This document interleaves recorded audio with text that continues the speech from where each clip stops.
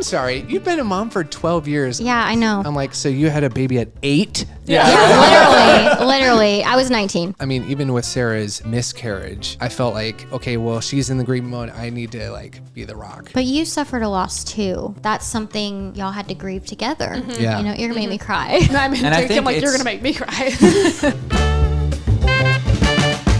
And welcome back to the Fortitude podcast. We're your hosts, Micah and Sarah. And we're with some social media mega sensations. Phenoms. Oh my gosh. So big. They have 15 million followers across all platforms. And a year ago, they had maybe like a million, maybe? a million. Yeah. So a million to 15 in a year is quite the jump. It's been wild. It's quite the journey. It's pretty wild to have watched and witnessed. And I mean, you guys are just going to continue to grow. And so we're honored to have you on our podcast, and we're excited to get into it. But Yeah, thanks for fitting us into your New York Oh my extravaganza. gosh, I know, thank you for honestly. asking us Yes, to be yeah. on your podcast. We've been looking forward to this ever since you asked. We've been so excited. oh yeah, I mean, how's your New York trip been so far? Is this your first time in New York? We were second time. Yeah, one Okay. time before this. Oh, okay. But it's been great. No, Yeah. this has been a lot of fun. We were a little scared actually because everyone was like, New York right now, you better Yeah. be careful. Goodness. But it's been great. Yeah. Not any worse than 2016 when we came. in We've my been opinion. here over a decade, and we have never felt unsafe. And That's good. You have you've never felt unsafe either. No. Right? No. Yeah. So if you're watching the news, New York is burning to the ground every day. Yeah. It's a war zone. Yeah, but if you just live here, it's but if quite you live delightful. here, it's pretty awesome, and people are actually very sweet and very nice. Honestly, We've met, the it's been so locals have been so nice. Like the locals are the nicest ones that we run into. I would say it's the tourists. I mean, I'm a Sure. tourist, so I can say this, but You're the I'm People the from bad. Dallas I'm the especially mean have one. just been Yeah, so those Dallas rude. folk, man. That's hilarious. Yeah, New Yorkers are they're sweet people. I Yeah. feel like New Yorkers are just very intentional Yeah, they're with fast, their day. They're fast. but they're nice. They got places to be, but if you fall Yes. down on the street, They're the first there'll be ones to 5 pick you people up. to get there. Yes. You okay? Everything all right? Okay. And then they're like off to the work. Yeah, yeah. So it's just a little bit more hectic, but good people. I think I saw that live. We were just coming out of a restaurant. We went to the Smith. Uh-huh. Nice. And a guy was like walking across the street, and I don't know if he intentionally kicked over a trash can or knocked it over Oh, or what. yeah, yeah. But all of a sudden, it was like quiet in the street. You know, everyone was doing their own thing, and everyone just turns and everyone starts screaming. They're like, "Hey, pick that trash can up!" And like everyone's attacking this one guy, and I'm like, "Oh man!" They all came alive for a split second. Like We how feel- they heard the trash can over all the all City the other noise, stuff, yeah. but We they feel did. strongly about litter. Yes, I love that. They came alive for a second. Yeah. Oh, that's hilarious. It's funny. So, so my first question is, did you always want to be influencers? Like, has that always been your path? Has it been like a path of yours? Has it been recent? Because, now you guys are very much, influencers in the limelight, have a huge following. So is it daunting, or is it kind of just been now part of, where it's pretty normal at this point? There's a lot of questions in there, so just kind of go with it. Well, I personally feel like a fish out of water sometimes. I don't even feel like I am an influencer. I feel very just normal, and not that influencers aren't normal, but I really don't. I don't feel any different than I did. Yeah. And I mean, obviously, I'm so grateful for all of the opportunities that have been able to happen because of all of this, but I do definitely just feel normal, and it was never in our focus or in our goals to get to this point. I think it's awesome, but I think initially, and even now, this has been about making memories and getting to do this together.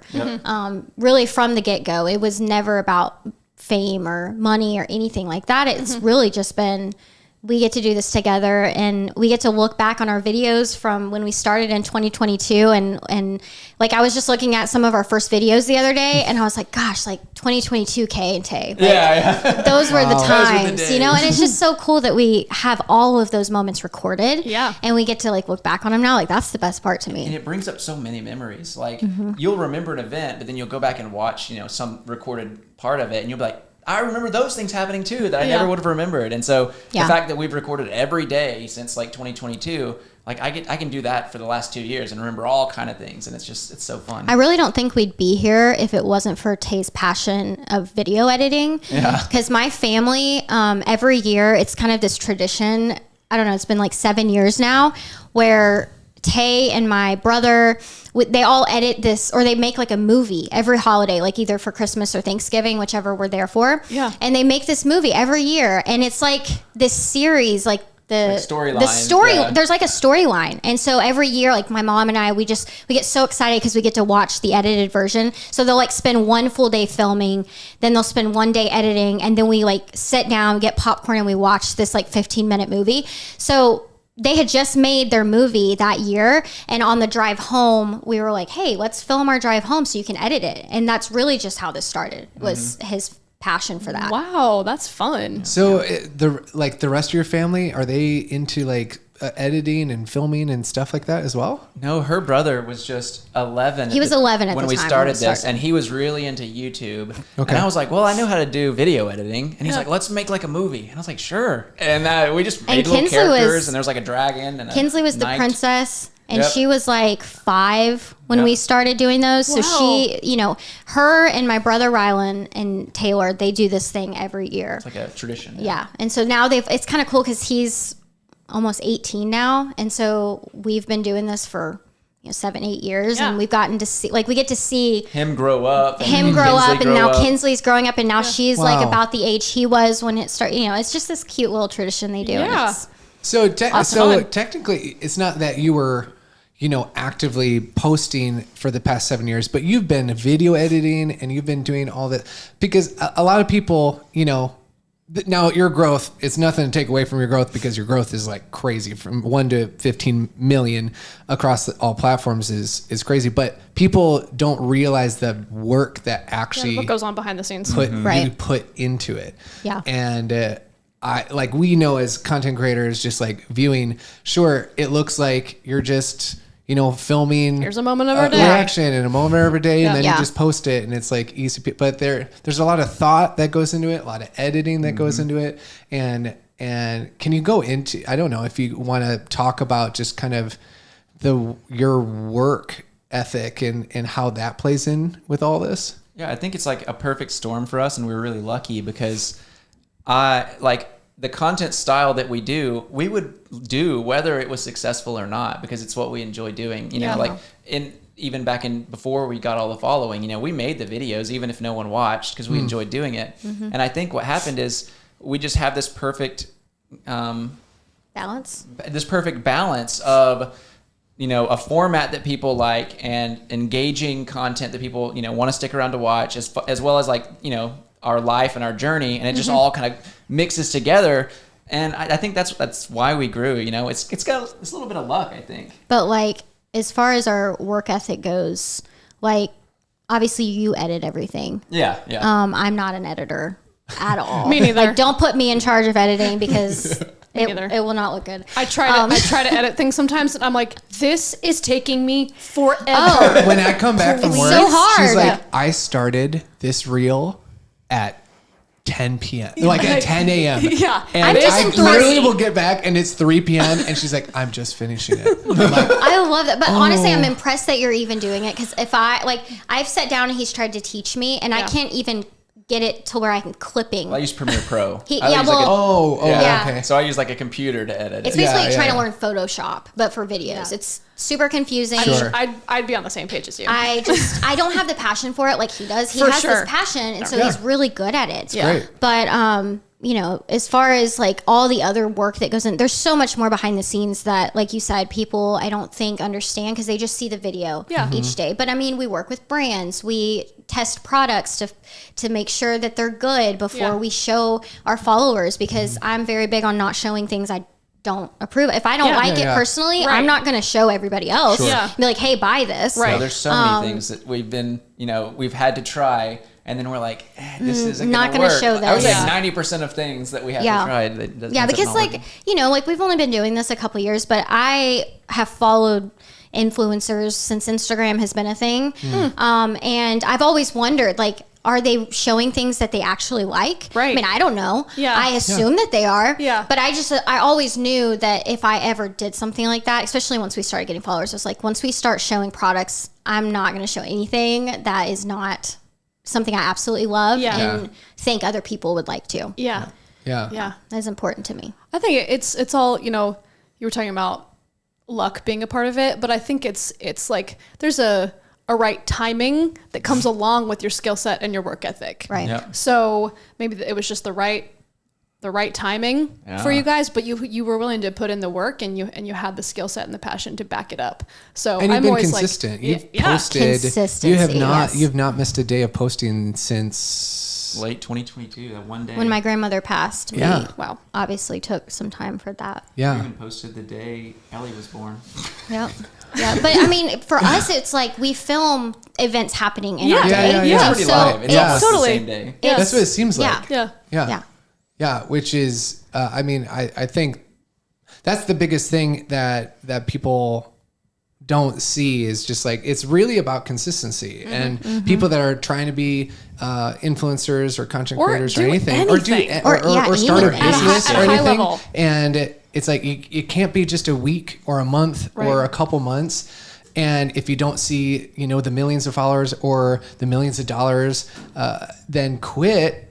You're not It's giving not it overnight. enough time. You need- Even like, I think your guys' journey is a little bit of an anomaly because even a year Yeah. for most Yeah. people that give something a year, I still don't even think a year is enough time to be like, okay, well, I guess that didn't work. Right. Like Right. it was only a year. Yeah. So it really Definitely agree. No matter what you're pursuing, if you want to be successful at something, you can't just be like, I'm going to try this and see how it goes. You have to be Right. committed for a certain amount of time. Yep. And usually it's like more like 5 years. Yep, Yeah. Yep. exactly. No, for real. In any job and any passion that anybody has, you have to be consistent and be committed. You can't just give up because you're not seeing it immediately. So yeah, And it's not always 100%. perfect. I tell Kate, sometimes a video won't perform well or something Yeah. and we'll be stressed. And I'm like, it's a marathon. It's not a sprint. For sure. We could Yep. go down for 6 months and then the Sure. next day, starting after that 6-month slump is the best, time that we've ever had. Yeah. Yep. That's so true. And You don't know when the algorithm's going to be like, That's you know right. what? It's We're hate going these to guys. try out somebody else. Exactly. It You could know? happen at any It moment. truly And we can. just have to mentally be ready for that. And again, like he was saying though, we do this whether people enjoy it, want to watch it, or if our videos do good or not. Like, because we enjoy Genuinely it. I was going to makes say, me happy. because Yeah. you We enjoy enjoy it. doing it. Yeah. That makes the Yeah. world of a difference.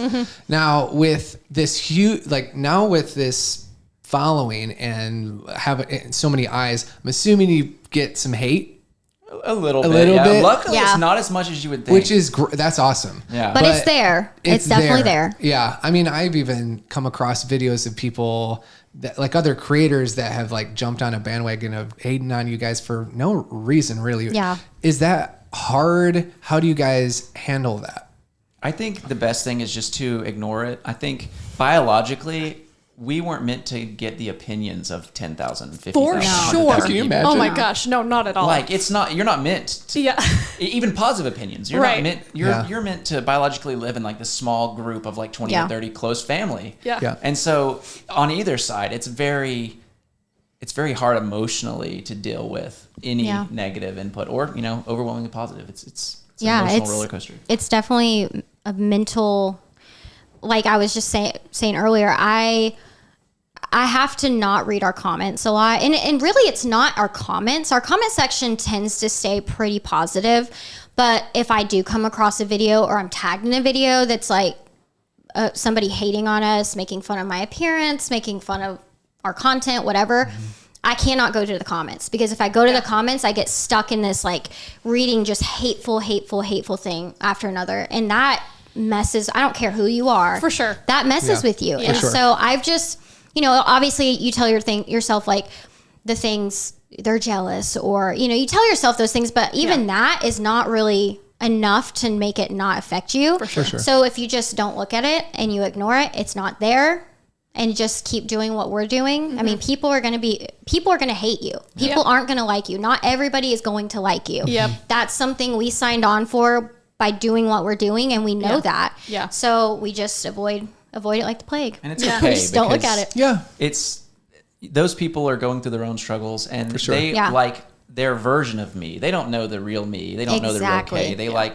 They hate the content version that they see, the 1 minute slices of us. And maybe they don't even watch the content. Maybe they just hate us because they saw a video 4 months ago and didn't like it. You know what I mean? Yep. So I can't even really hate them, you know? For sure. Because they're doing their own battles. Yeah. Yep. Absolutely. If they're taking time out of their day to write something negative, most people that are commenting are just looking at life and people through the lens of their own, like their own life and their own insecurities. And, like that common saying, hurt people. It's true. It's so true. Typically nobody that is happy or fulfilled or, on the pursuit of something that they're looking to be successful in would take the time out to do stuff. Right. Like that. It's typically To just tear people that somebody are, else down. that are hurting and having a hard time. So there is that does help a little bit with like just having that empathy of just understanding that.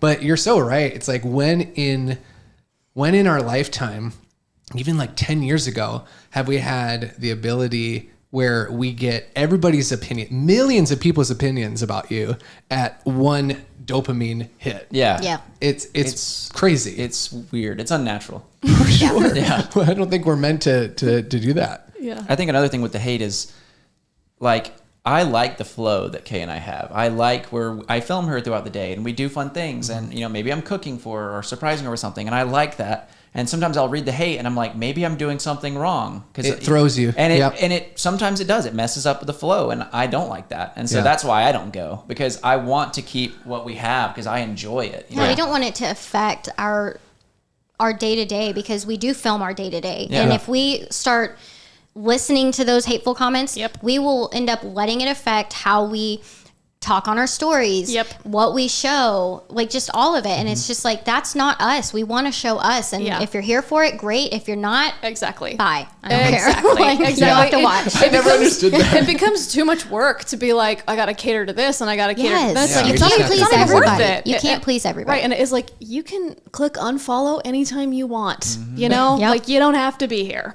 Yep. So I agree with that I think completely. it's we were talking to our counselors a couple podcasts ago and was talking about who should you be listening to, and it's like figuring out who your circle is and who those people are that you do really care want about- their advice and care their about their opinion. advice, Right. because if they reach out and we're like, hey, this is a is little a little off. off, yeah. Yeah, you can then trust it's like, that. oh, got it. Okay, maybe I Yeah. should look at this a little bit more. That's true.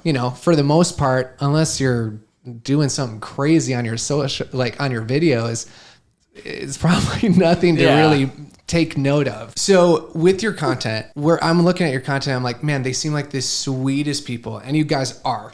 Like you really are who you portray yourself to be on your social media. But a lot of people are thinking they just have a perfect relationship. And it's just like they put you guys on this pedestal of like they never fight, they never have issues, any of this stuff. Is that true?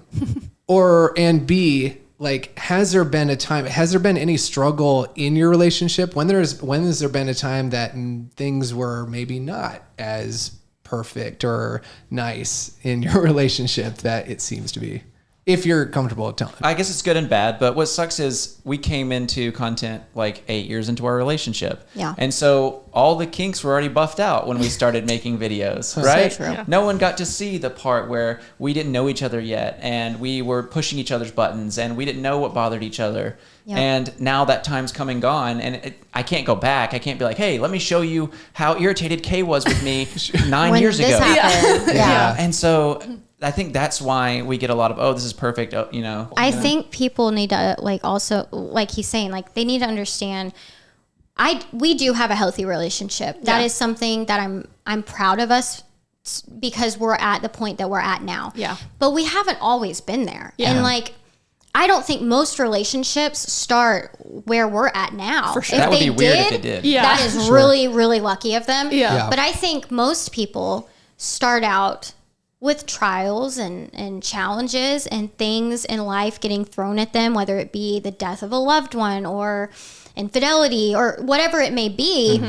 And it's how that couple comes out of it that is going to determine if, you know, their relationship makes it or not. I mean, I think all the things that we've been through have brought us to this point. Like, and I don't mean like our past, but I mean like together, what we've been through as a couple together has gotten us to this point. And I'm proud of us for that. But I don't want people to think that we're perfect because or that we've never gone through anything. No, because that's not true at all. If you're comfortable with it, were there any breaking point? Like, what were some of the breaking points, or maybe? I mean, we both came from like very broken places, so there were times where we did argue a lot and we didn't see eye to eye. There was times that I didn't trust.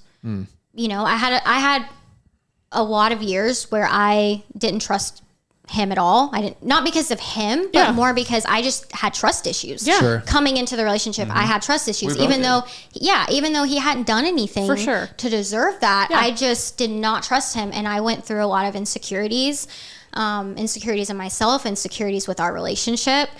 And that hurt us a lot. And I think after we got through those moments, like I feel so secure with myself and I feel secure with us. And that makes it a big difference. Like that's a big deal. If you're secure with yourself and confident, then your relationship's just automatically better. It's really weird how that works. And I think for me, Kay suffers with anxiety a lot.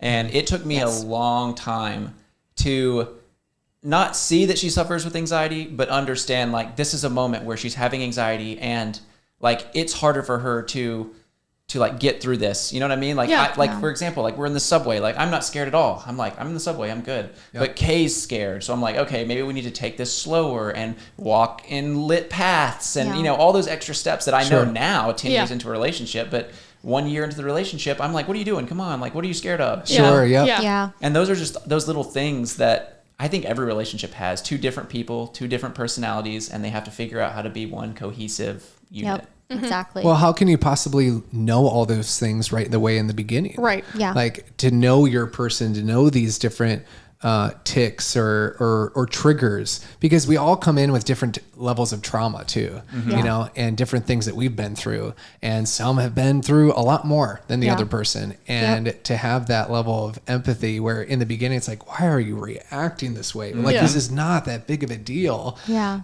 But then learning about maybe her past or my past or different, or just having a conversation around it is like, well, this is like why I like, you know, why I was mad that you put the fork upside down in the dishwasher was because, you know, and then like whatever, and talking out those reasons. Cause we were a hot mess when we started. We almost didn't even like, we would have broken up before getting engaged for sure. Yeah. 100%. Because we were operating in our patterns. And for us, counseling was a huge thing that helped us through the things that we had to, because a counselor was able to kind of see our own blind spots. Yes. Because like you were saying, I think it's so huge that the reason why most relationships or why a relationship is unhealthy is because it's two unhealthy individuals. Yes. Which of course, naturally that would create an unhealthy relationship dynamic. Right. So unless we become secure in who we are and we know that we are healthy as just me, then it's like, okay, now we can start to build health in our relationship because we are two healthy individuals. And we're never perfect. It's not like we're ever a completed project. Exactly. But that's not what healthy means. Healthy does not mean perfection. Right. That would be weird. Exactly. Yes. Exactly. As we grow in wisdom, we become more self-aware. Right. Then it's like, okay, I understand myself more, which means I can understand you better and we can communicate better because I can explain why I'm responding this way clearly because I understand me. Yeah. And I think a lot of people don't even have high levels of self-awareness, which makes being in a relationship very difficult. Yes. 100%. You also can't quantify perfection. Like what's the definition of perfection? A perfect marriage. And it's different for everybody. Like Everybody's going to have a 50 different. good days, and so you're a perfect couple compared to someone who had 20 good days in a row. You know, it's like, I think so you guys did counseling like early in your relationship, or So we dated for. We did individual counseling. We were both seeing the same counselor. Oh, smart. Like when we were dating. Because that's what they recommended anyway. Like we would work on our stuff separately. Right, 'cause that's and then what you once gotta we start kind of with. got through, you know, our own childhood scripts and trauma and different things that we needed to kind of work through, then we'd come together and then we did couples counseling together. Like premarital stuff. Yeah. But we only did that because we found relationships with mentors and people who were like, this benefited us. Yeah. Maybe you guys Right. could see benefit from the same thing. So if we hadn't have had someone point us in that direction or have had examples of this is how we built our healthy relationship, maybe it's a tool that could benefit you, we probably wouldn't have done it. Yeah. And so I think obviously who we surround ourselves with and the examples and the community that we have in our lives makes a huge difference, because it's like, if that's what we see as normal, then we pursue that as normal. Right. And whether maybe Right. that's healthy, maybe it's unhealthy, you know? So Yeah. which all goes back to, again, like how we're raised and what we saw and what we believe to be normal. And again, whether that's healthy or unhealthy. So, Right.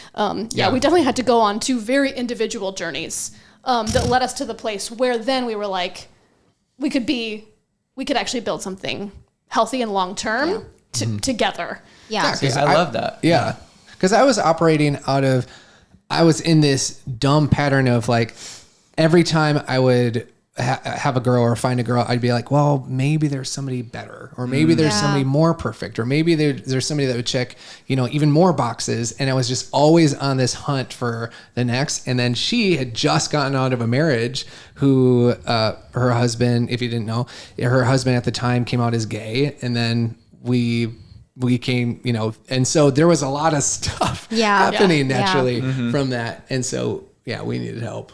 Yeah. So what did you guys do? I was gonna say, I think we brute forced it. We were just like, We honestly could have benefited from counseling. I think that would have got us cohesive faster. Nobody in our life, I don't think anybody in our life had done that. Yeah. So nobody was encouraging that.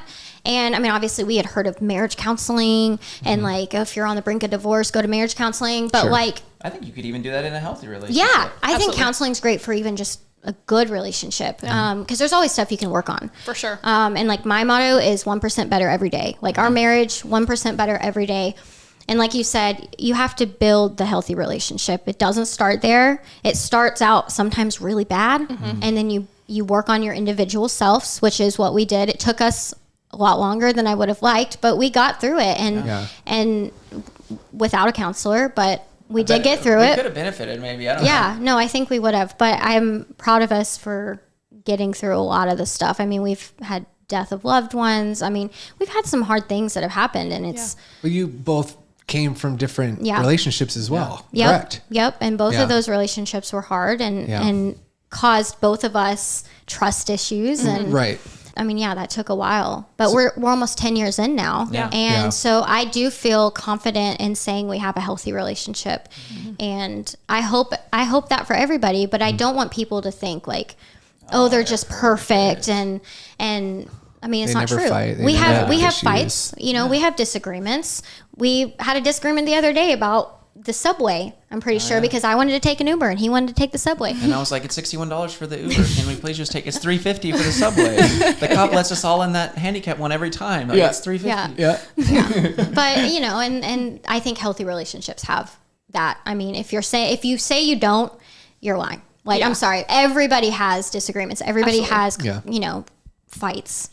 Oh, sorry. I was just going to say, what did you guys do to build, because, you know, you both came from, you know, tough marriages and relationships. And so what did you guys do to build that trust back with each other? Was it just like conversations that you had, or? For me, it was listening to what he needed from me. He needed me to be a certain way. And I needed him to be a certain way. And we had to listen to each other. We couldn't just do our normal, which was like, we're going to get mad and this is how we're going to act. Like, we had to actually listen to each other and put ourselves in the other person's shoes, literally. I mean, I had to think about him. I'm a very like, I don't want to talk about it. I just want to get into my shell. And then Kay's a very like, I want to We talk have to about every discuss this single right detail. now. Yeah. And that was a hard one to like meet in the middle, you know? Yeah. That was our biggest thing when we would get in disagreements, is I wanted to talk about it now and he didn't. And then it would make the fight worse because it would prolong. And then when it could have just been easily solved if I let him just go take a shower, go take a drive, be away from me for a minute, and then let me be away, and then we reconnect and, I think something that works really well for us is like in the mornings, we do it on like the couch, but you can do it in the bed or whatever. We have like a recap and we talk about our previous day, and we do it both like for our, about our relationship, but also, the content that we're doing, our work day. Our work. Yeah. And I think that's so great because you kind of say, hey, what, did I annoy you? What about me yesterday annoyed you? Yeah. What do we want to work on today to be better? Yeah. And I think it's saying to one another, like, I'm willing to work on these things and I want to make these things, these negative events not occur. That's the hardest part. And I think that's the most important part is like saying, I want to be with you and I want to work on these things, and that's a great place to do it. Have like a morning recap. It's like our morning huddle. That's what we call it. It's our morning huddle. We call it a huddle. And I love it. I was in dentistry and we always had a morning huddle every morning really? to go over our schedule and our patients we were going to be seeing. So that's kind of where I got the idea is, hey, that worked for work. Yeah. So why can't it work for our relationship and sure. our day to day? So it's been really beneficial for us so far. Yeah. We're 10 years into a relationship, and so we have all those kinks buffed out. But now we're only a few months into newborn parents. I was gonna ask how that then kind of changed it's new challenges. the dynamic. Yeah. 'Cause, it's like, hey, you haven't changed a diaper in a while. And you're like, well, I feed her most of the time. And I do feel like you do go through that phase of almost feeling like roommates because you're just all your focus is on the baby. Yeah. And that's kind of hard, and I don't know people personally that have been, but you hear like people that say they've been in, a roommate situation with their spouse when they become parents. And it's hard to break that and it's hard to get out of that. But I do feel like, we're 4 months in. I feel like we're doing pretty good at kind of. What are some things that you do to like, do you go on date nights or like, how do you make sure that keep your intimacy a priority? Yeah. Because I've heard that too, that we actually, we're expecting. If you haven't heard at this point, nobody else knows. Like we haven't made our announcement, so it's kind of fun. It's our little secret. We asked at our first ultrasound. She was just so much fun, and she was talking about her kids and her husband, and they were going on a trip that weekend, and we were like, "What's a piece of advice that you'd give us? Like we're about to have our first kid. What would you say?" And she was like, don't forget about each other. Mm-hmm. Yep. Like you really need to like prioritize one another when you can. Cause she was talking about how her and her husband had some very difficult times and they overcame them. And, but because they put everything into the kids and kind of forgot about each other for a number of years.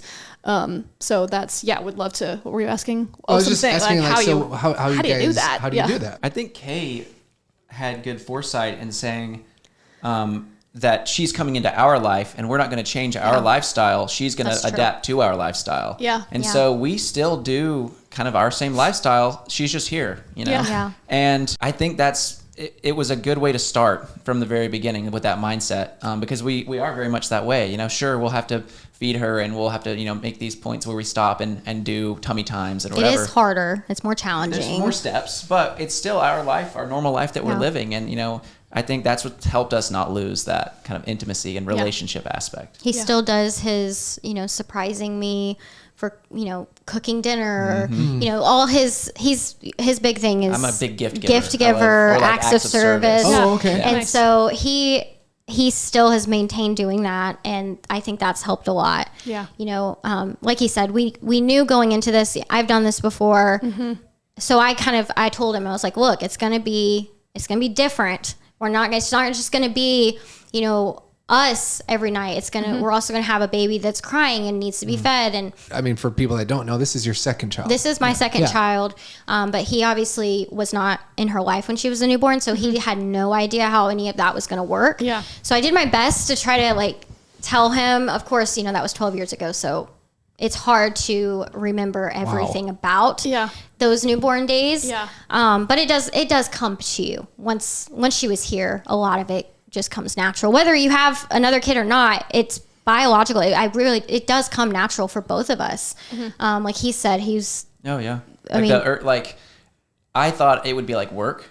Yeah. You'll notice this. I thought it would be like, oh, I have to work to make my child feel better, or to, you know, like to hold them is like something I have to think about doing, but it's so natural. You want to pick them up. And when they cry, your brain just flicks and it's like, oh, let me go to them and help them. And you only feel that, for some reason, I only feel that with my child. I don't feel that with other children on the street. Yeah. It's really odd, but it's so natural. It just clicks in your brain. Yeah. That's so true. It's probably just biological. Like for like our entire life, we've just had to, I mean, we've survived somehow. Like we've, at some point we were in like caves or something. You know, making diapers out of maple leaves. I can only imagine how they clean them. Oh my gosh. When you hear your baby cry, is it like nails on a chalkboard, or is it... Because it's very just stressful. Baby crying, crying so babies stressful. just in general. And I didn't know if this changed when you had a kid, like their cry is different. But like, man, a crying baby is like it's like your cortisol levels go up. Yes. Like for me, I've like crying babies always like I tend to want to like help, you know, I guess that's another like just biological thing about me. But when it's my own baby, I am so stressed. If I can hear my baby crying, I cannot think about anything else. Like that is my focus. And I'm like, I've got to get to her and make her, I've got to help her. And I think for you, it's like the same. I mean, we'll build our routines around it. Like at night when we're getting ready for bed, I'll like bounce Ellie, or I'll like be playing with her, and I'm like, once you're ready and you're like prepared to feed her, like all the stars have to be aligned, then I'll bring her in there and get her ready for bed. We have a great routine. Yeah, going. We do not want her to cry because it's so stressful. Yeah, we have a great routine. I'm very proud of us for like getting that down pat. I mean, we have nailed our routine. Which is important. By the way, like make sure you have a routine, because babies do so much better with a routine. She sleeps through the night every single night. She's been sleeping through the night since she was 3.5 weeks old. And she's 4 months today. Yet. No sleep regression. No sleep regression. Fingers crossed it stays that way. But I do hear that it can happen, so I'm a little nervous. But she's been great. I mean, but I do think a lot of it's the routine. Like she knows when. You know, when we would put her swaddle on her, like she knew, okay, this is time for bed. And I would feed her and she'd go to sleep, and it's beautiful. Sarah does the same thing with me. When she swaddles me, I'm like, I'll give you a snack. Time for bed. Yeah. Typically doesn't snack. work. I get the zoomies at night. She has to swaddle me. Oh my gosh. Like she'll literally be like, okay, it's time to calm down now. Yeah, like it's wind down time. She'll literally do that because it'll be like, I don't know why this happens to me. Does this happen to you?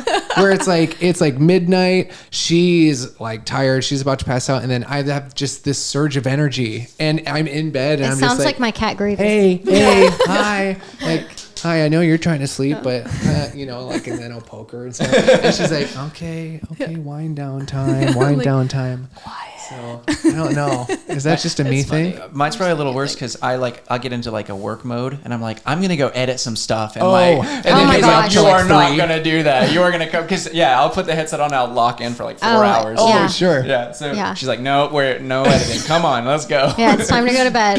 Yeah. You literally did that last night. Oh no! Literally last night. It's at nighttime. I was like, where are you going? And then I fell right back to sleep immediately. I was like down, and I was like, I need the audio, and then like it's like, and so I went out, and it's like I needed to export the audio for the podcast to upload it Tuesday, and so like I just like went on work mode. Hey, when it comes to you got to do it right then. You know, has a post-it by the bed just in case. It's like I got to write it on my post-it so I don't forget. Oh yeah. Exactly. When it came to your pregnancy, because why don't you ask this? What are you about to? I don't know. I'm like, she has no idea what I'm about to ask. Read my mind. Come on. What do you think we're going to ask? It could be anything. No, just because her first trimester has been, she's just been super tired and really nauseous. Luckily, never throwing up. But like, did you ever experience did you have an easy pregnancy or okay? I mean, well, I did, but I did have some things that were challenging. So for the most part, I had a really good pregnancy. I did have SPD, which is like intense pelvic pain. That started at around like 20 weeks. Was it about 20 weeks?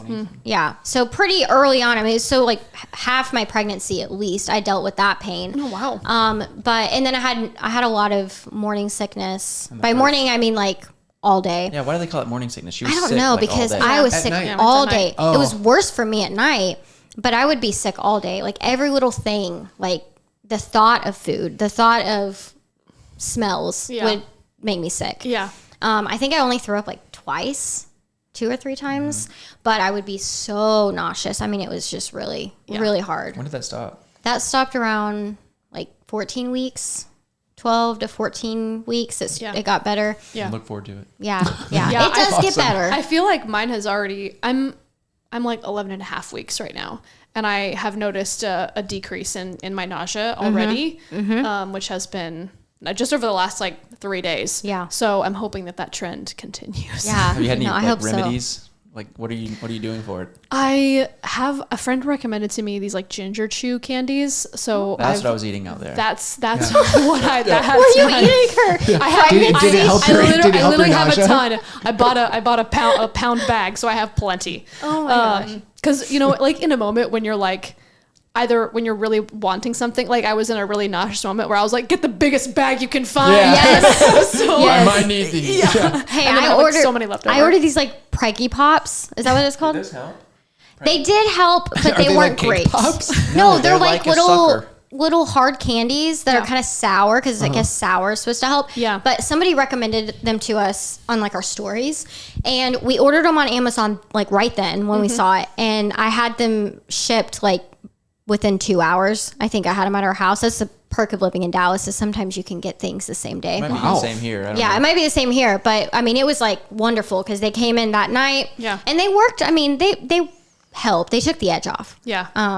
But they weren't like, they didn't take it all away. Yeah. I feel like maybe a sucking candy would be good because I I like. think you're a little bit off screen. A little bit. My bad. No, you're good. I look at I was like looking at the nutrition facts on the candies, and I'm like, 2 of these is a serving. Like I need to eat way more than 2 to keep this like this effect up. Yeah, I have yeah. to like eat them Do they keep continuously. popping 'em? Oh, Yes, man. in order like which I really haven't. Like I'll do one and I'll kind of try to make it linger. I've also been like I'll do like a mix of like really pure like ginger beer and seltzer, and that is like something that I've sipped on that has helped me a bit. But it's honestly at the beginning it was just like I feel like I needed to constantly be eating like a cracker, like I needed, or like a nut, Just eating in general. like something Yes. something very bland. Yeah. But eating, I was like, I feel better when I'm eating, but I can't eat nonstop. It's so weird because you're like, you need to eat because your stomach can't be empty at all. Or you like, for me, I felt like I was going to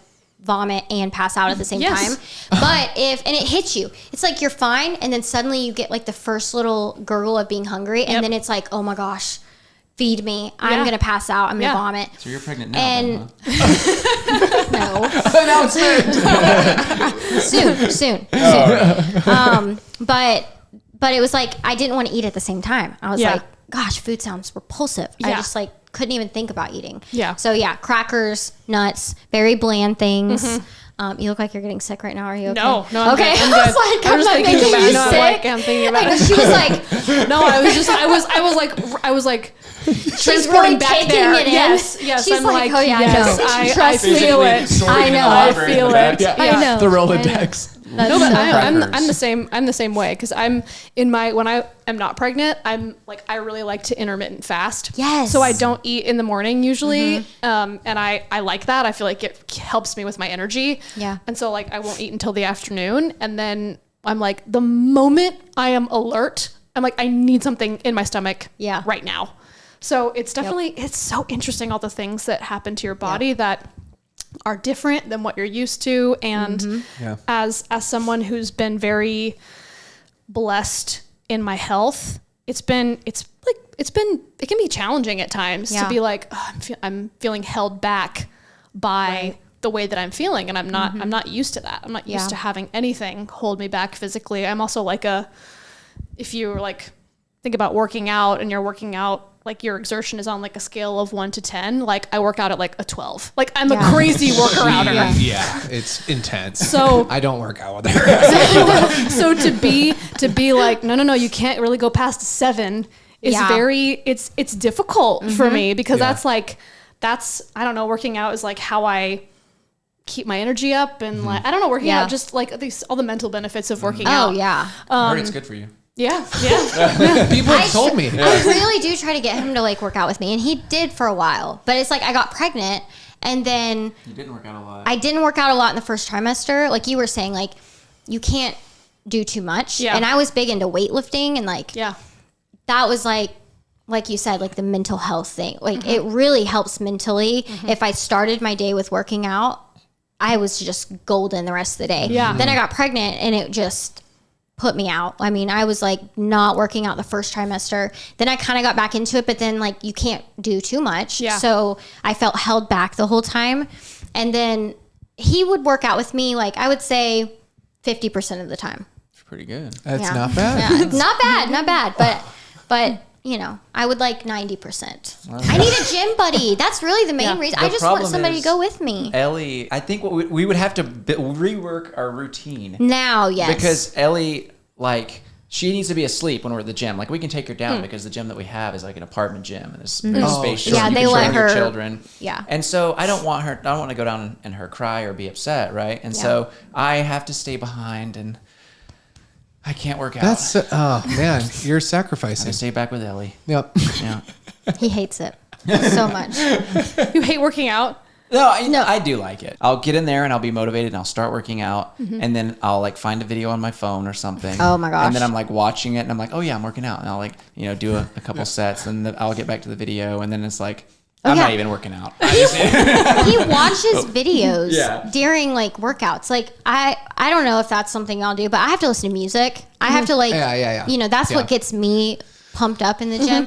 He's like watching some like really like somebody British talking about, I don't know, Some history or some something. history of a boat. Oh, that's interesting. And I'm like, how do you work out listening to that? I don't know. I don't understand Well, it. he but- doesn't.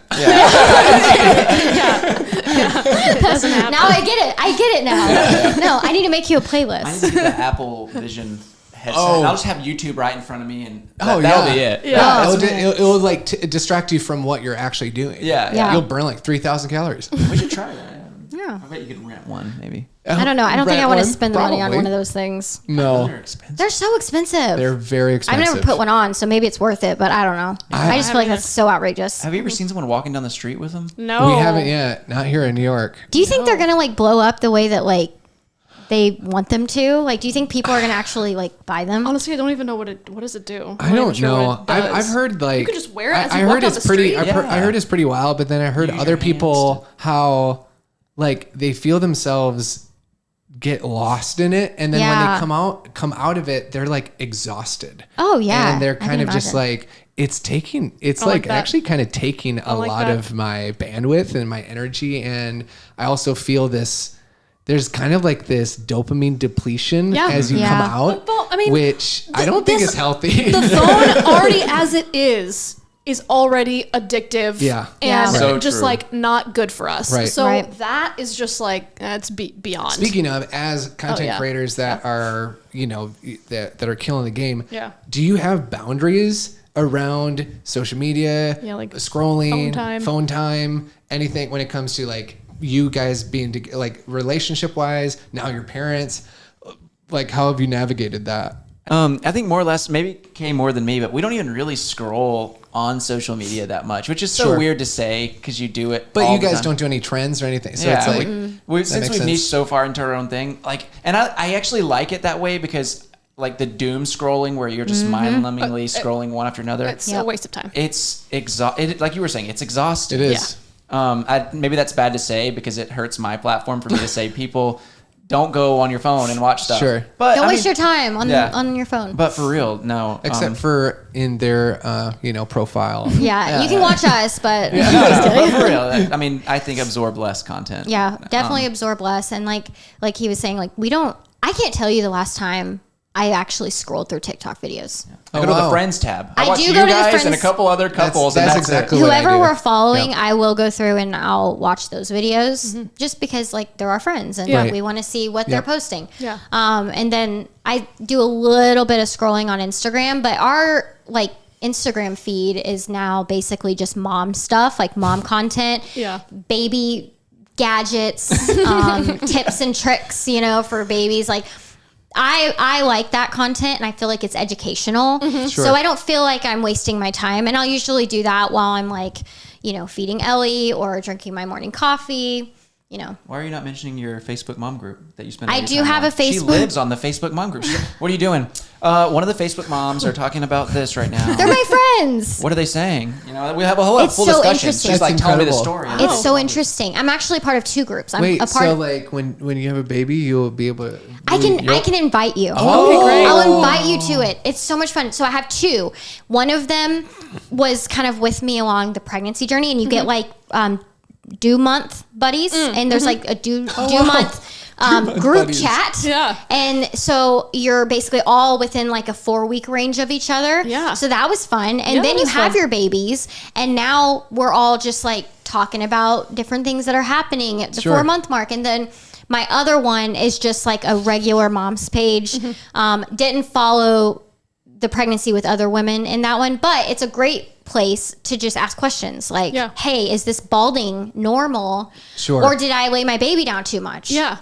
Turns out it's normal. So if you do So- social media And now long you enough, know. you Yeah, go now full you know. circle all the way back to the Facebook groups Yeah, again. no Yeah. kidding. You start Yeah. there, you go out, and you come back. I'm gonna start a MySpace group. yeah, Oh my yeah, yeah. gosh, I love MySpace. MySpace was the times. I was a It coder. was. That was I could me. code. I was a MySpace person.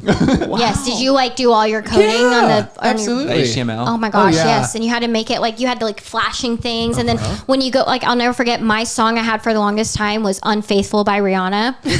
I don't know why that song was my It's like song. you went through a breakup. I was going through it. I was like 14 or Yeah, yeah, yeah. younger. Oh, yeah. But man, that was my page looked great. You were proud of your Same. page. Oh, like absolutely. you wanted I people spent to friend you so they could see your page. Way too much time looking for the page. Like Yes. looking for like, okay, is this going to be a good aesthetic? How is this going to look to people? And then the worst idea that any company has done is creating a top friends. Oh I was my like, gosh. you are asking for friendships to deplete Yes. and disintegrate and just fight. Why did you move me to number 3? Oh, my gosh, the people fights did. And that that I was had. real conversation. Those These were real conversations. Real conversations. Is there a reason I'm not your number 1 anymore?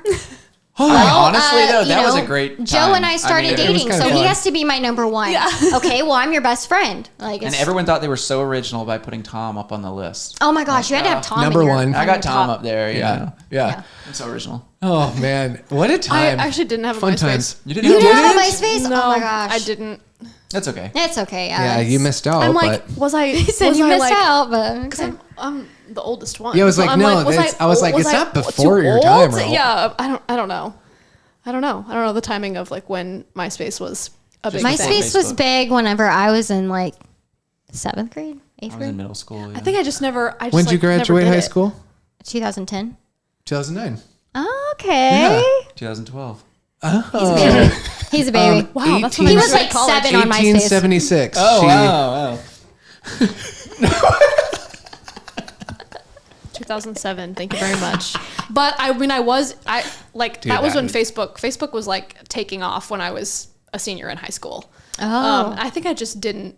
I feel like I just wasn't. I didn't have time. Like I look back on high school and I was so busy. I guess I just didn't have time for a MySpace. okay. Yeah. Unfortunately. Oh, you were just on the grind all the time. On the grind, on that 17-year-old grind. So much responsibility. Did you have MSN like Messenger? Yeah, MSN. Oh man, I used to rush home from school so I could get on MSN and message my And friends. they say the same 4 lines. What are you doing? Nothing, you? Yeah. Hey, what's up? Getting Nothing on that much. dial-up internet. Dad's Yes. making dinner. Okay, bye. It's making dinner. Yes, truly. I'm trying to get online. Good try and talk to my girlfriend. I feel like so many people are gonna watch this and not be able to relate at Oh, all yeah. to Like, any of that. and They're logging like, off. I have TikTok. Yeah.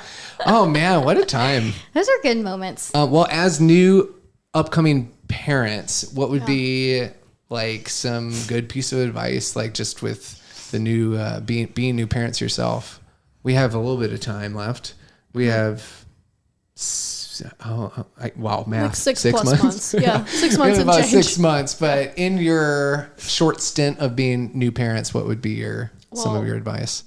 She's been a mom for 12 Oh, years. duh. Yes, Duh. I've been a mom, but us together. I'm sorry. You've No, been no. a mom for 12 years. I'm Yeah, like, I so know. you had a baby at 8? Yeah, literally. I was 19, but yeah. 19. Mm-hmm.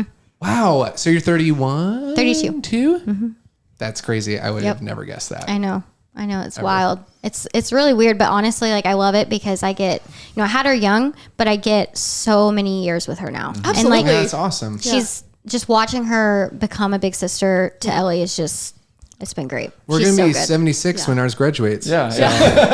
No. I think the advice for me would be don't count out like the next 6 months prior to being parents, because it's going to suck. Like in the moment, you're going to feel sick and you're going to hate it. But there's like so many good moments that you're going to get to experience. And I don't know if you have more kids in the future, but this could be the only time you ever experience it, Right. Based on your decisions you make after you have this one. Well, So, I just think that also, I didn't mean to interrupt you. Were you still talking? Just enjoy it. No, that's beautiful. I feel like the pregnancy can either go by really fast or you can really soak it all in. And I know like in the moment, like he said, like you feel sick, you're going to start getting big, you're going to be uncomfortable, but you're going to look back and miss it. And I think Case cried over it. Like looking I've back. literally had like, I'm sure. I would say like depression over missing pregnancy. It sounds so silly, but like I missed that period of our life. And I actually went through like a grieving stage after we had Ellie. And I was so excited that Ellie was there. And it wasn't that I didn't want her there. Yeah. But not only did I miss my pregnancy, but then we went through this phase of like everything was so different. We were together 9 years with it being a certain way. And then all of a sudden our life was just totally different. And it was like hard. I had to grieve our old life. I had to grieve our pregnancy. And so my advice is just really soak in these moments together, these last few moments of just you guys. And you're going to meet your little one. They're going to be here and they're going to be here for the rest of your lives, but just really like soak in all of these last moments. Yeah. Because it's going to be something you miss one day for sure. Yeah. Wow. That's good. Cause it is so easy when you're in the moment and you're not feeling good to be like, I'm just ready this to be over. Yes. And I've said to him, like, I'm not having a second, like we're not having a second kid. Like, I don't want to feel like this again. Yeah. Which I feel like every single person I've spoken to who has kids says like, you're not going to feel that way after they come. Yep. You're going to forget everything that you're saying right now. Yep. And like, you're gonna be like, can we do it again? Yeah. Like, it's so weird the way your brain works like that. Yeah. Yeah. I think with like getting pregnant and having a miscarriage, I was so annoyed by the nausea, and then I had a miscarriage and I felt so guilty about all of my annoyance. And so this time when I've been nauseous, every time I've had moments where I've like been in tears because it's not fun to not feel well and feel like you can't do anything. And especially if you're as a person who's like trying to achieve stuff, I'm trying to make goals happen. Like I'm trying to improve and all I can do is sit here and eat crackers, you know, like it can just feel frustrating at times. Yeah. But even in those moments, I really have tried to be like, I'm so grateful. Like it's going to be so worth it.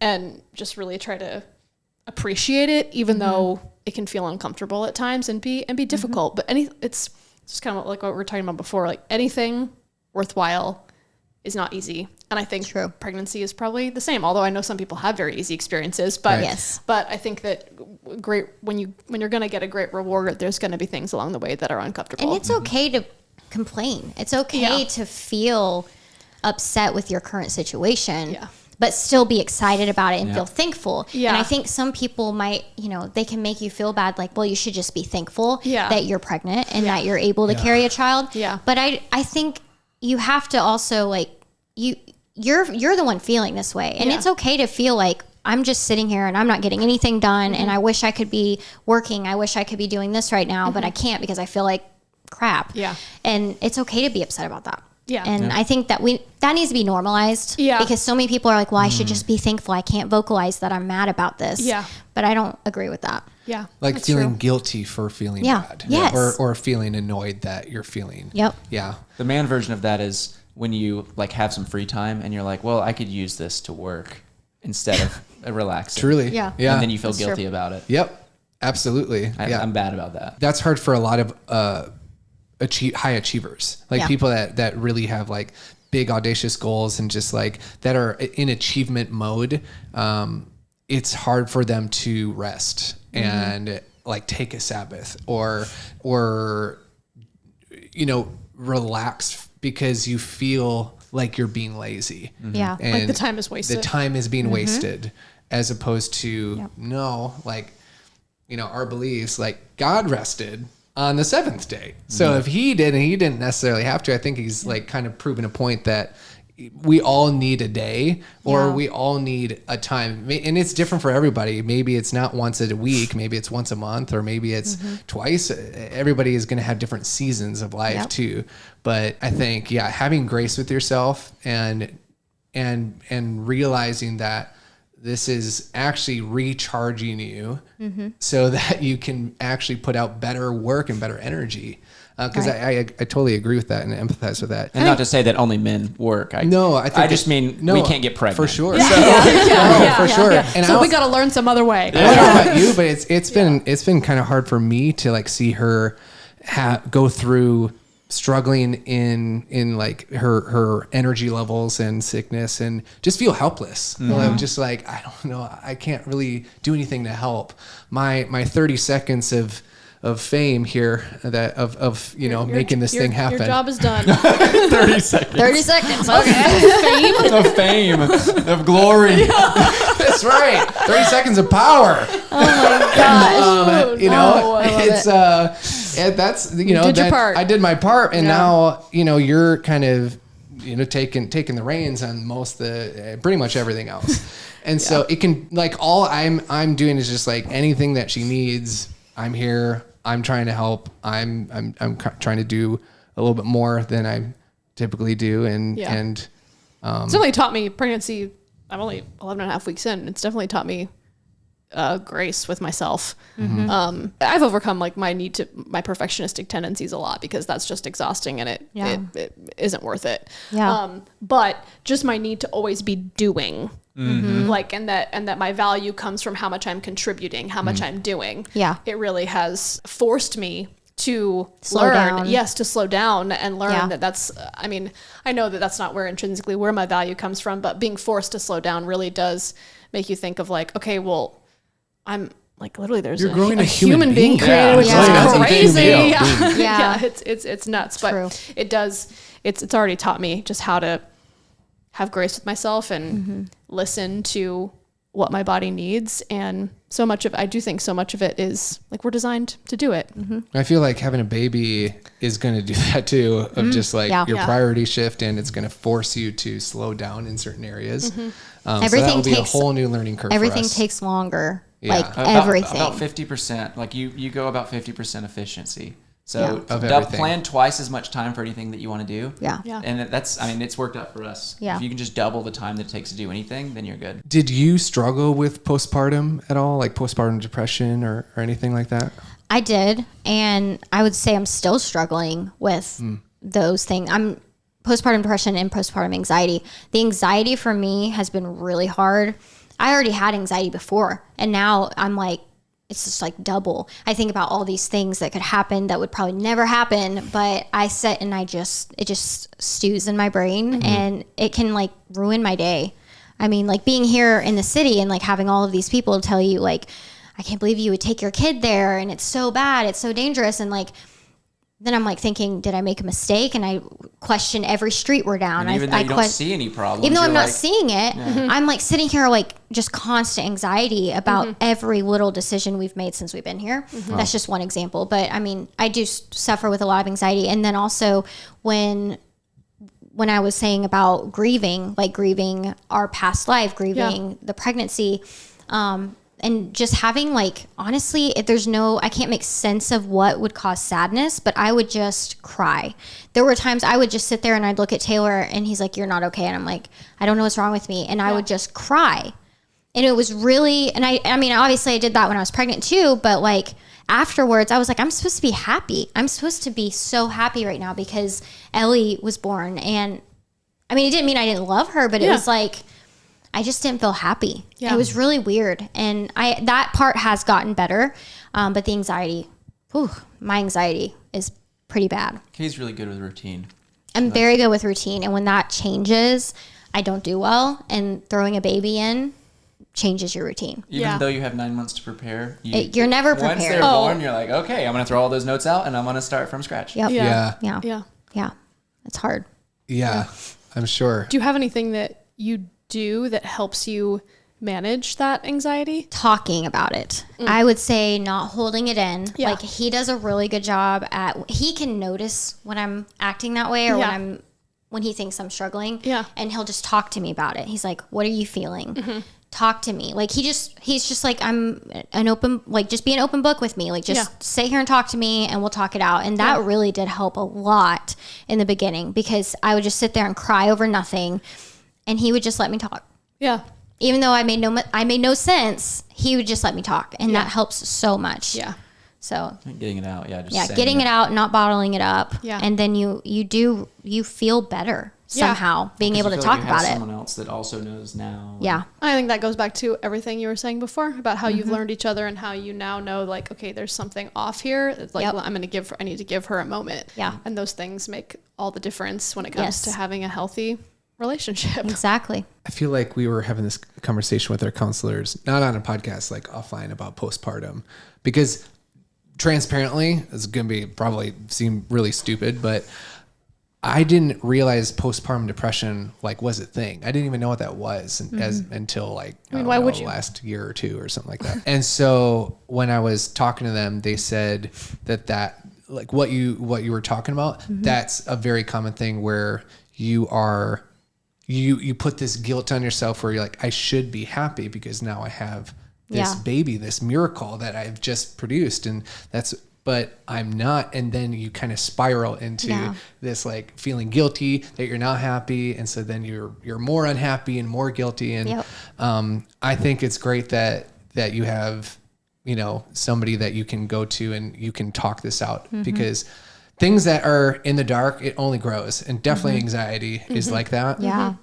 Where spiraling in your own head and in your own thoughts, it's a dangerous place to be. And so when you can have somebody that you can trust to just get it out, I think that's really important. And that's great that you guys have that. And that you've been able to notice that. Yeah. And build just those healthy channels of communication. Yeah. That's what I think really what creates a long-term healthy relationship is the ability to effectively communicate with one another and know that like communication happened. Yeah. That's part of like what we had to build and work towards because we didn't always have that. Yeah. Like we weren't always able to confide in each other and because I would feel like I was burdening him. Yeah. And I don't think he really knew how to spot the problem when I wasn't talking about it. And so that was just something that we both had to learn about each other. And I'm so thankful that when the postpartum depression was happening, we had gotten to that point in our relationship. Yes.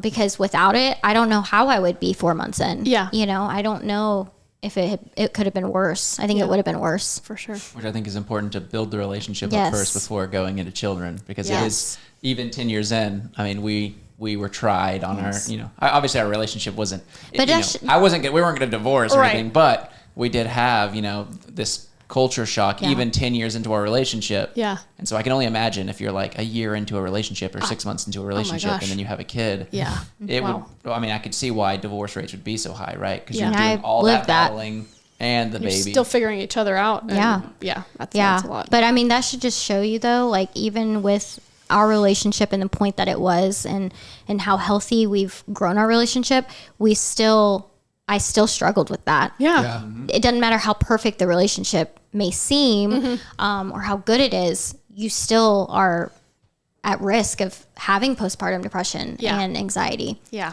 So I don't think anybody's immune to that. For sure. And you just really need a good support system afterwards. Yeah.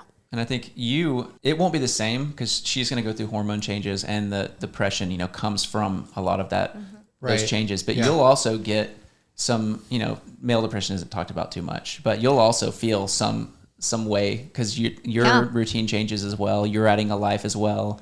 And so I guess be on the lookout on both ends, for each other. Obviously, you being postpartum, I can only imagine how bad it is on that end because it's all of the things that we'll go through, plus the hormone changes, plus the body's damaged.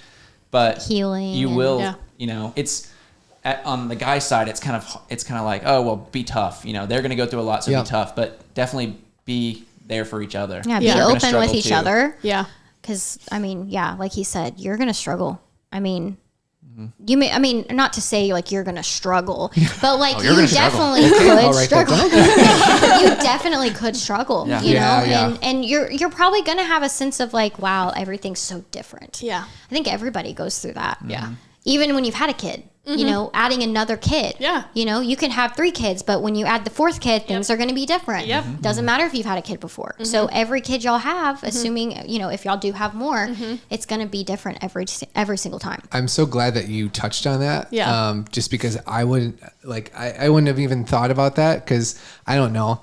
You know, I almost feel like I don't have a right to talk like, about this you're not because allowed I'm to. not allowed to, because I don't, you know, I'm not pregnant. I can't get pregnant, all that stuff. But I think that's super important, because then again, if guys are silenced or feel like they need to be silent, then they're just going to hold all this in, and it's going to be bubbling out at some point, and it's going to come out in probably probably unhealthy ways. Yeah. And so to be able to talk through this and talk it out, because I mean, that's something that I've honestly been something that I've had to talk with our counselors about, and you know, and I've been kind of open about, is just like I'm a very routine person, and I like where our life is at right now, and progressing, and just like I feel like we don't have time at the point right now, but that's just like my own fault, and because I'm just doing a lot. And so I am a little worried about like, wow, this is going to throw in a big wrench. And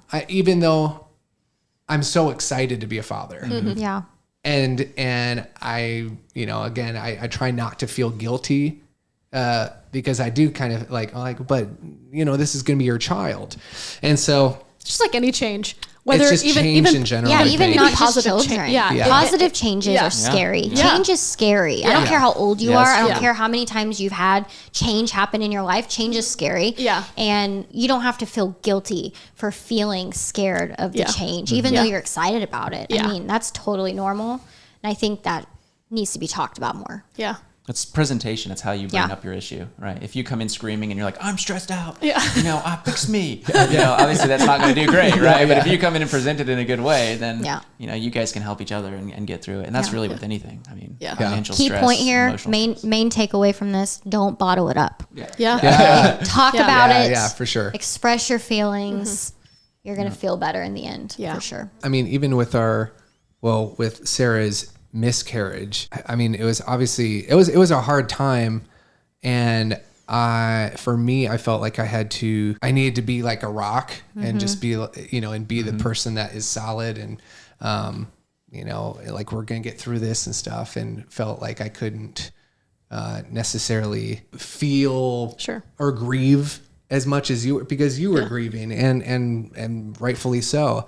And I felt like, okay, well, she's in the grieving mode. I need to like be the rock now. And so, but you suffered a loss too, right? You know, and that's something y'all had to grieve together. Yeah. You know, you're gonna make me cry. I mean, And I think like you're gonna make me cry. I think it's okay to both grieve, because if you're coming together and sharing, you know, the same grievances, you are each other's rock. And no one says you can't be a rock and grieve at the same time. Yeah. Right? You can come to each other and say, hey, we're both upset about this one thing, and cohesively heal together. Yeah. I feel like that's ultimately what we ended up doing. Yeah. Because it's not something, it's the only, obviously it's not the exact same experience, but you're the only other person going through the same loss that I'm going through. Right. So, and I think that's like anytime that, even when people lose a child, like my brother passed away. And so watching my parents navigate that really kind of taught me how to do that. Yeah. Because I watched them lean into each other and really like glean strength from one another versus letting it sort of divide them. And so obviously this is not the same, because it just is not the exact same, but it was, you're the only, it's like, who else am I gonna, you're the main person I want to talk to about it, and vice versa, because we're both going through the same loss. It's been beautiful to see the amount of stories that came out of it too, when we finally kind of opened up about it and announced it. Was just like thousands of people, thousands of comments and DMs and things that went through the same thing. Yeah. And again, it's just that thing of feeling like you're alone in certain things that you're going through. Which I'm sure you guys have felt at certain points in your life, but then like you find out that so many other people have gone through something like that as well. So it's beautiful in like a heartbreaking way. Yeah. But it's like beautiful to know that you're not alone because it's so like common. It happens to so many women and a lot of women don't feel brave enough to open up about it. Yeah. Or it's too hard to open up about it. Yeah. We have not personally experienced a miscarriage together, but we didn't think we'd ever have children. And that was something that we grieved, thinking that we just weren't going to be able to do that. Yeah. So I didn't know that. yeah. Oh, you guys like, I just wasn't sure if I would be able to have kids. And so He was told it would be a very like low chance that he could. Oh, really? And then, I had no idea. 9 years into our relationship, we had kind of come to terms with it probably won't happen for us. Yeah. in fact, we got a 2-bedroom apartment, and we were like, well, We had don't literally need any just bigger. signed the lease for a And- 2-bedroom. yeah. And then, Lo and behold. God just surprised why us. I love And it you. was just like, wow, here we go. Here we go. Perfect timing. Thanks. Right when I signed the lease. Yeah, right. And that was another reason I felt a so miracle. guilty, feeling bad about like her finally being born. And it was like, we didn't even know if we'd ever get this. Sure. Yeah. So like, I just felt the worst mom guilt Yeah. that you can experience. Like I felt like I should just be happy. I should not be crying right now. I should not be sad about this. This is wrong. Yeah. But looking back, like now that I'm in a better headspace, like that was normal. Yeah. Those are normal feelings. Yeah. And I should not have felt guilty for that. I was having a normal reaction to a big change in our life. It's a human reaction. Human reaction. You're human. Yeah. I had no Absolutely. idea about that. Like, Yeah. that was something you guys were going through. Yeah. Like infertility. Yeah. We never did IVF, but I don't know if we ever would have. Yeah. I think, I had my girl and Yeah. he and I both, we just kind of just an agreeance thing. Like, hey, if we don't, we have our girl, Yeah. Sure. we don't have to have more. We have what, we were so thankful to have that, Yeah. at least to have her. Yeah. So, I mean, it came as a wonderful surprise Yeah. that it did happen. Yeah. So Well, this has been really great. Thanks for Yeah. everything that you guys have shared. Like, I've just learned so much. I'm gonna go back and listen to Seriously. this and take some notes. Yeah. I'm yeah. glad. Thank you guys for everything you shared. This has been great. I learned a lot. I learned a lot Yeah. about you guys. So much. And just about life in general and what feel like even more equipped for the journey that we're going on. So excited. thank you Y'all for are gonna that. do For sure. awesome. Y'all are I'm gonna do great. I'm excited for like the pregnancy journey, like to watch you guys kind of go through this. It's going to be so fun. Well, that, and I'm excited for our future vacations we're going to take Oh, with right. with our All children. Isn't that funny how like all the So couples we many know of us- all have babies I know. around the same It's age? amazing. Yeah. It's Yeah. amazing. I love it. yeah, there's a lot of pregnancies going on right now. It's so cool to People think who just had about, babies. Yeah. like going on vacay with each other and Yeah. having our kids be friends and Yeah. stuff. It's There must so be something in the special. water or the There air. must be, yeah. Because so many of us were pregnant at the same time or like are pregnant now Yeah. and they're all going to be within like a year or two. I know. Yeah. So crazy. That's awesome. And I Yeah. hope they're all friends. Yeah. I know. I know. have no other choice. Yeah, We're going to force them to be friends. This is your I best don't want to friend. hang out with my kids. No, you're going No, to. you will. will. You will. You're I know going he's a to. nerd. And as always, we like to end our podcast by saying guys,